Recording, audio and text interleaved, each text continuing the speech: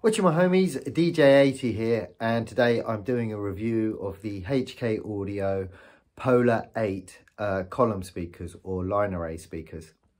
So I bought these because I've been looking at some lightweight, easy to set up column speakers.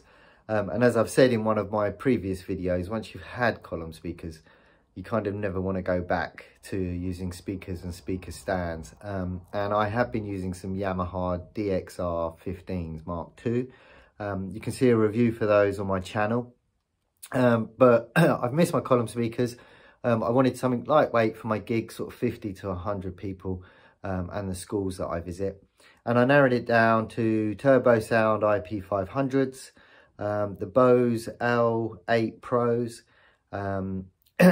the Audi Maui 5s, which I've owned before and really liked. There's also a review of those.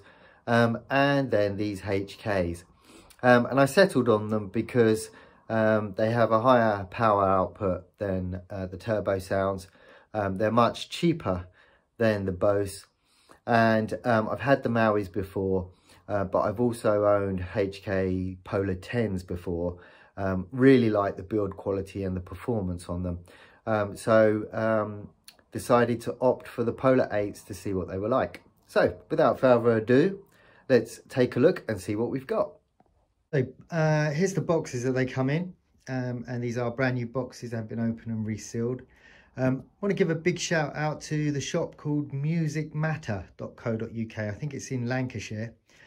I ordered these yesterday afternoon at 1:50 in the afternoon, and they arrived this morning at 8:10.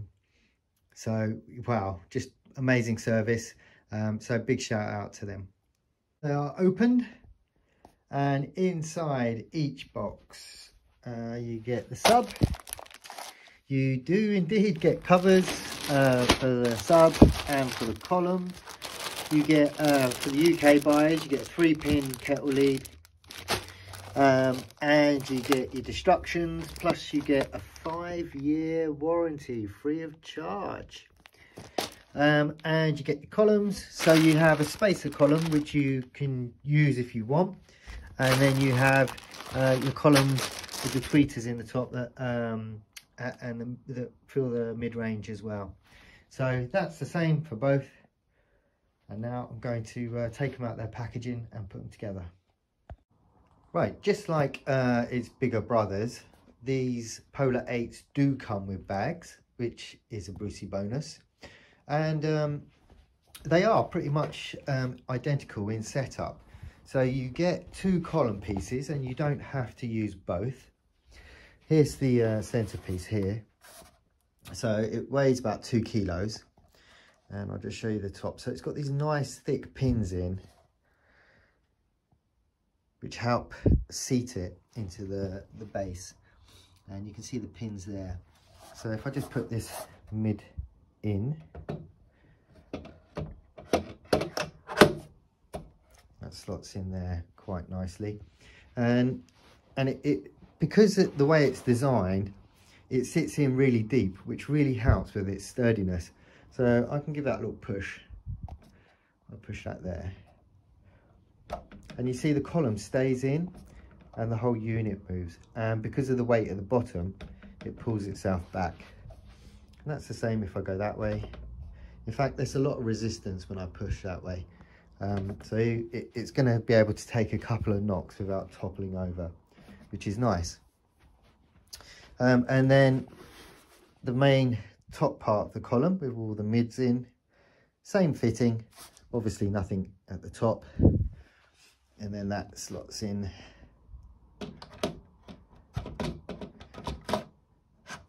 like that. And I just push it down just to make sure it's all in secure, which it is. So I'll take some measurements in just a sec, but I just wanted to show you once again, you can push that and it can take a couple of little pushes before it will go right over. So let's have a quick look at the heights. Unfortunately, I only have one pair of hands, so I can't show you the measurement from the tape measure, but I've just measured it, and the height from the bottom to the top is 80 inches or 6.5 feet. So that's with both columns connected.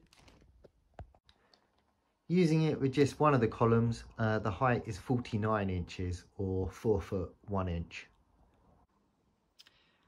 Because the RMS output wasn't mentioned on any of the adverts I could see online, I sent a message to HK Audio and asked them, and they said they'd get back to me. But in the meantime, looking through the manual, the RMS is actually on the tech specs. So as we can see here, an RMS output of 300 watts with a peak of 1200 watts, and it's class D.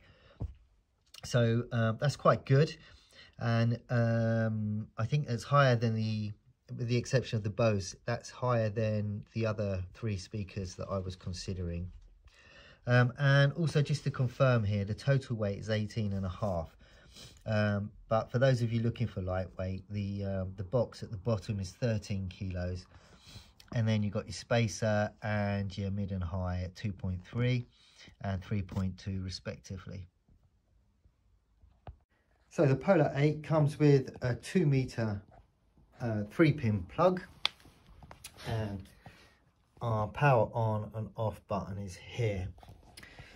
So looking at the control point here, we have combo inputs. We've actually got a few channels that we can come in. So we've got channel 1 and channel 2.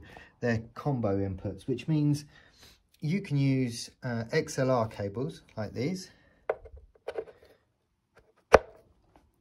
or you can use 1/4 inch jacks, which I like these. Now that's got some yellow tape around it, so I know which one's red and white, because this is a special cable which I had for a backup, so I could take it straight out of my laptop.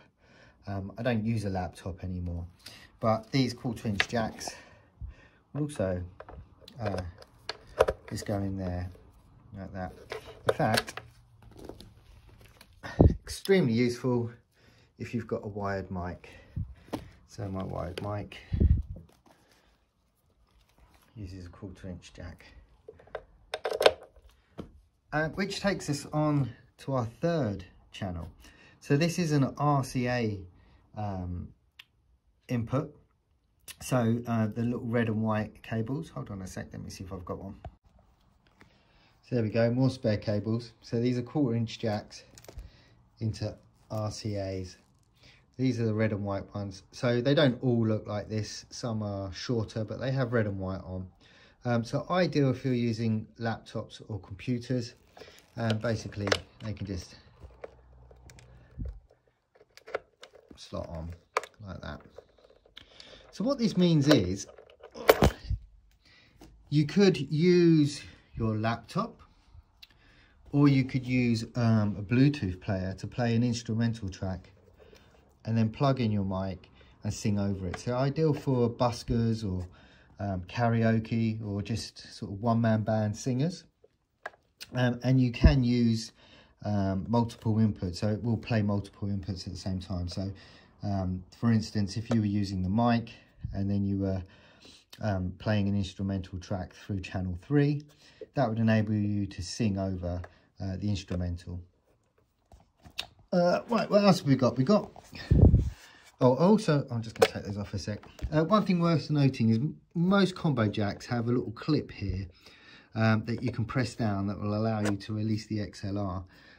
These don't have those clips, and what those clips do is stop the cables from coming out accidentally. But these are pushed in vertically, so they're not likely to just pop out, but these don't have the little clips there. Each channel has its own volume button, and channels 1 and 2 also have a separate switch for mic use as well. And what that does is it reduces some frequencies, or it's some kind of setting within the speaker that prevents you getting too much feedback if you're using it as a mic. I plug my mic into my mixer, so these will be staying on line, but that's where they are for those of you who are looking to use mics directly into these.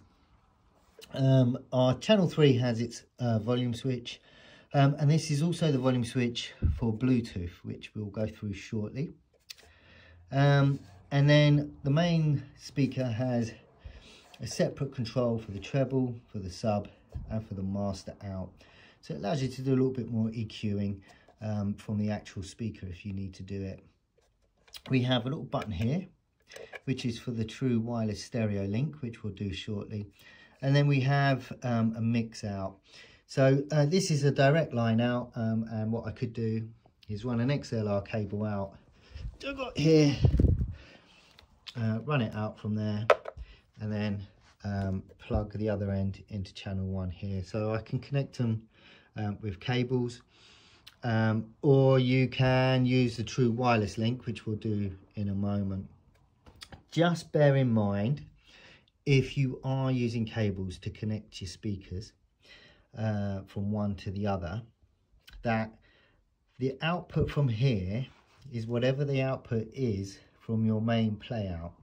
So if I'm using my denim mixer shortly, it will take the signal from the denim mixer. So if I have the volume really high on here on this speaker, that's not the volume that's going to come out and go into this speaker. It'll be the volume that's on my denim mixer.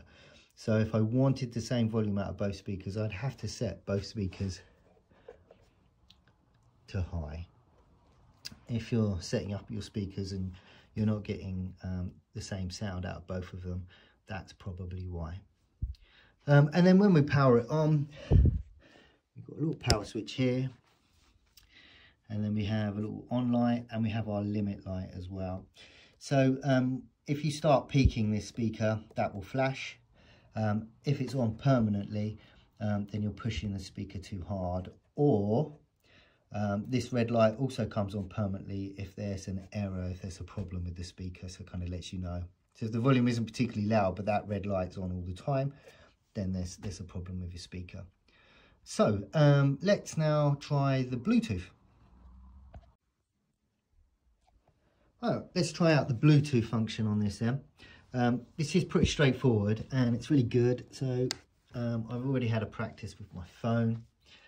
So as soon as you power it on, you'll see that your Bluetooth light is flashing. So you've got 120 seconds to pair that with a Bluetooth device. So I've got my tablet just set up here. So I go into Polar, and it's going to want to know if I want to access my contacts and history. I'll just say yes for now. And then pair. And that's it. And now you'll see the light is permanently blue. So that means it's paired. So then if I just go into my files, and I've got a track set up here. I love this, is my favorite track at the moment. So, and I press play. I can see that the track's now playing. And then this is my volume switch for channel 3, the RCAs, but also my Bluetooth.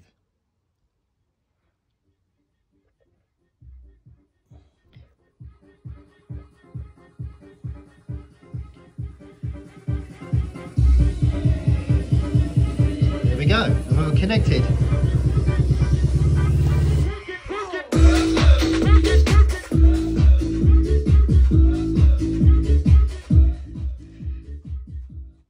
Okay, so that's me paired to one speaker.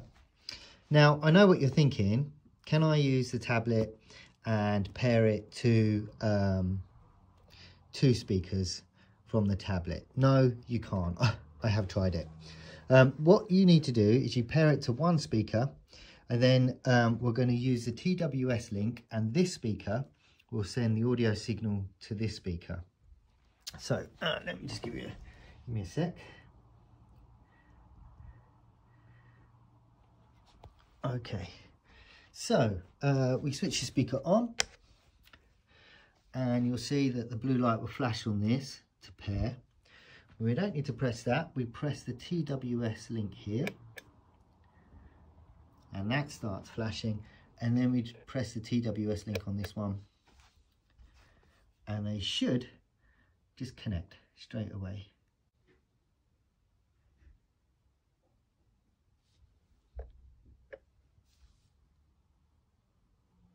There we go.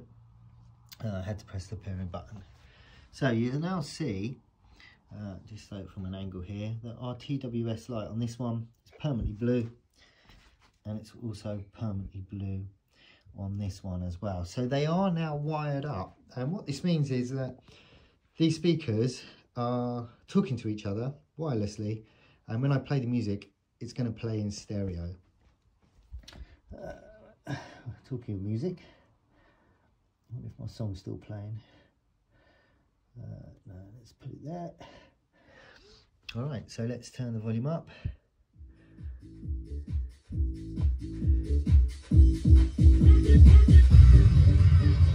Right, so I can hear it out of this one, but I can't hear anything out of this one, and that's because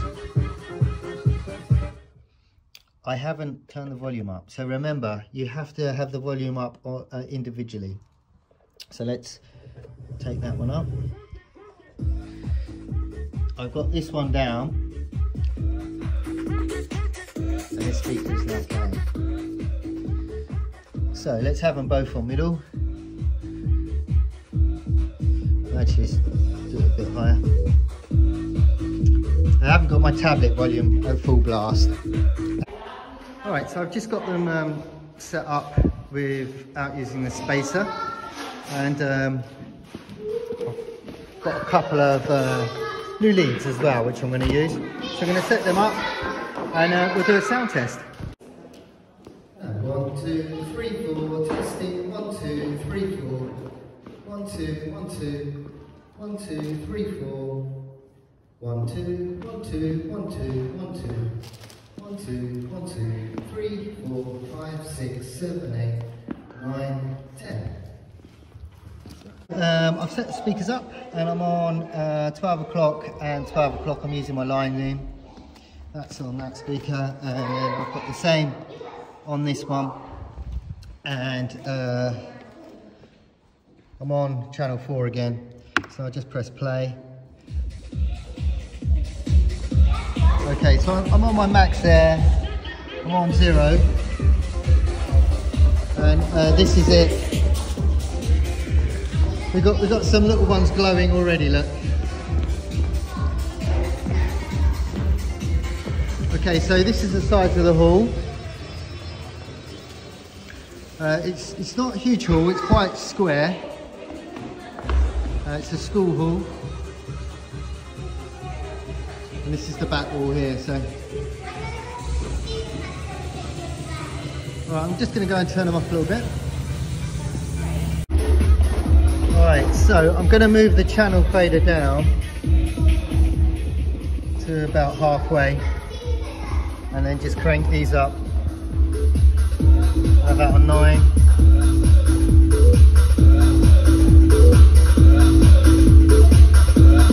Back, I want that. This is probably quite loud already for a kids disco. Yeah, I'll have that on about 1 o'clock. That one max. Let's just change that one.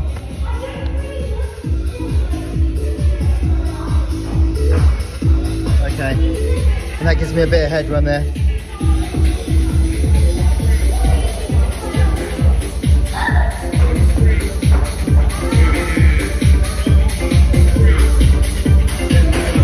Okay, I think this is quite loud, and I'm not redlining it. Here's the hall. As you can see, it's not huge.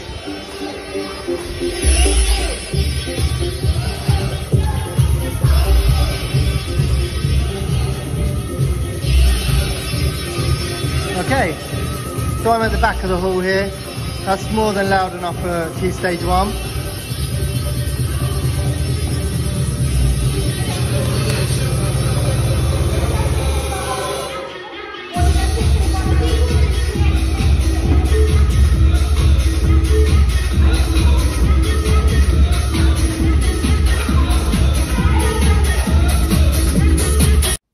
I did have a problem when I was doing that school disco yesterday, and for the first one where we did the sound check and that, you'll notice that I just didn't use the spacer, and I had it set straight into the sub, And I didn't notice at the time, but there's an issue with this.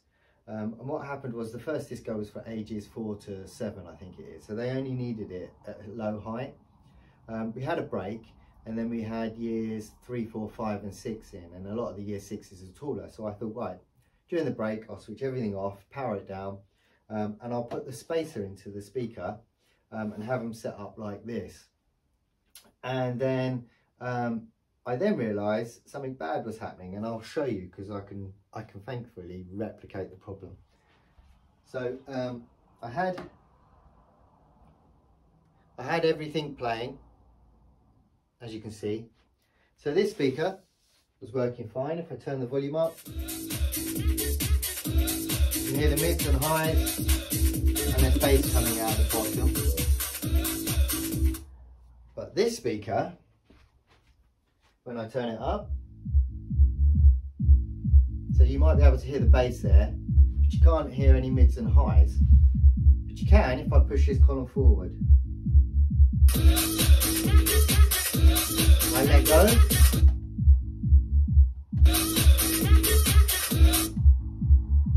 So I have put both of these sections into this one, and I get the same result. So the whole column section's not working properly, and it's all in nice and snug. I can't get it in any tighter than that. So there's an internal issue, and these are bought brand new. I'm still within my 14 days, so I'm not going to try and take these apart and find out what's what. I did have a quick look at the connectors, and there's nothing loose or wobbly in any of them. So that one, this one, the ones that go out here, and the bottom ones there, there's nothing loose, there's nothing wobbly in any of them. So it's not like I can just tighten something up. All the screws, everything's all tight. So there is a big issue with this. So then, boys and girls, where does this leave us with the speakers? Well, it's good news and bad news. Aside from the fact that I've obviously picked up a 41, if they were both working, the good news is if you're a busker, if you're a singer and you're looking for something lightweight, something that's flexible, portable, these are ideal for you. They come with bags as well, which is a real bonus. I think all speakers should come with bags as standard. When you think that they put a warranty on them, if we had bags that come with them, that would probably help prevent a lot of claims on the warranties. But we do get them with HKs, and big thumbs up to HK for doing that. However, if you are a DJ and you thought these could be the perfect lightweight solution to doing gigs, sadly, I don't think they're going to cut the mustard. I'm really surprised because the HK Polar 10s, which I've done a review on, and it's had nearly 10,000 views. I've actually had people who have bought the HK Polar 10s from watching my review, and they've even messaged me to say thanks, and they're just, you know, they are now advocating the Polar 10s and recommending them to people because they are outstanding. Probably the best bang for buck speakers you can get. And so it's natural to think, all right, let's try the Polar H. You know, if they're really, really powerful but lightweight, that's a brilliant. It's just, you know, it's a real Brucey bonus. But unfortunately, they're just not up. Even a pair, they're not up to DJing gigs. If you're going to be using sort of dance music or drum and bass or anything like that, they're going to struggle. And what I found with the school disco was with the second one, which had a lot of children making a lot of noise. It was only about 85 kids, I think, in the second one. I was keeping an eye on them, and I was getting sort of a little red flashing light on the limit. It wasn't bright and it wasn't on permanent, but the point is I could still hear the children over the music, which means that the speakers were sort of, you know, I don't like to push my speakers way past their limit or on the limit. You know, it's like buying a car that can do 130 miles an hour. You don't drive the car 130 miles an hour all the time. And I fear with the Polar 8s, if you want to use them for DJing, then that's probably what you'll end up doing. You'll end up needing to sort of push them to the max most of the time. And you might even get guests coming up to you going, can you turn them up a bit louder? So They're not ideal for DJing, but they are really good if you're a solo performer, you know, with a guitar and you want backing tracks. I think where these speakers really excel is in their flexibility. So you've got the Bluetooth 5.0, which is one of the newest versions of Bluetooth. It gives you a wider distance, it's a quicker connection, there's less latency. And then you've got the TWS as well. So if you want a pair of them and you want stereo, you haven't got to do the whole cable thing either. Also, if you're a DJ and you want to use them for ceremony or background music, you're going to have them playing in another room whilst you're playing out in your main room, they're probably perfect for that. So they excel in flexibility, but unlike the Polar 10s, they just don't have that enough oomph inside them to get you through a DJ gig. But they are nice sounding speakers. It's a nice warm sound. I'll use a car analogy again. It's a bit like when you're in a car and you get that nice, you've got a nice warm thumping bass, but you can hear the mids and highs as well. It is a nice warm sound. And you know, if you're doing very small gigs, sort of 30 people, maybe 40 people, then yeah, probably okay. But actually for most of us mobile DJs who are going out, you know, to social clubs and village halls, doing 40ths and 50ths and 30ths where they want it loud and they're really into their drum and bass and hip hop, these just probably won't be good. So I wouldn't recommend them for that. But they are nice speakers. You saw the quality and the finish on them. I'm now going to be sending these ones back to Music Matter. Unfortunately, I won't be keeping them. But yep, that's my review of the HK Polar 8. Hope it's been helpful. By all means, give the video a like and subscribe if you want. I'm only about 800 subscribers away from making pennies on my videos, so that'll be great. All right, thanks for watching, and I'll see you next time. Bye.